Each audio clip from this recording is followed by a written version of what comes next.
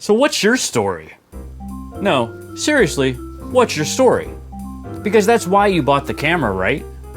And the lenses, and the lights, and the microphone, or the beat machine, or the script writing program, or the guitar, or even that paint and canvas you got in the back room. You wanted to tell the story, right?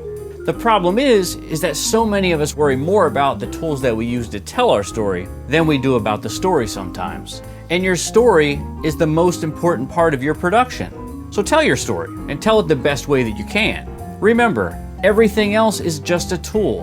The camera, the lights, the lenses, the microphone, the editing program, the pencil, the paper, they're just storytelling tools. So if your story isn't good, 1080, 4K, 5K, 10K, it's not gonna matter.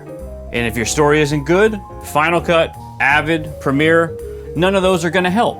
And if you're waiting to tell your story until you upgrade that 80D to whatever the cool red camera is, stop. Go tell your story.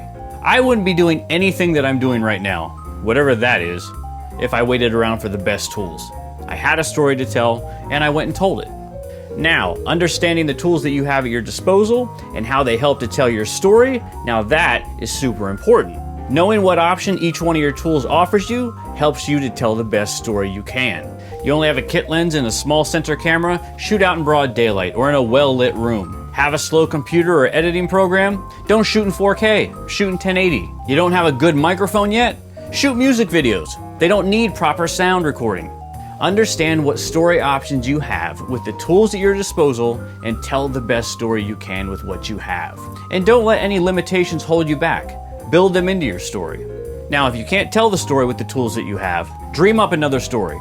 And save the earlier one until you have the proper tools to do it justice. And always keep in mind that your story will change. From the script, to the shoot, to the screen, it's going to change. And it's going to change for the better. The way the story was written is going to change when you're shooting it. A scene's not going to work, characters aren't really clicking the way you thought they would, and things are going to change. The same thing's going to happen when you start editing.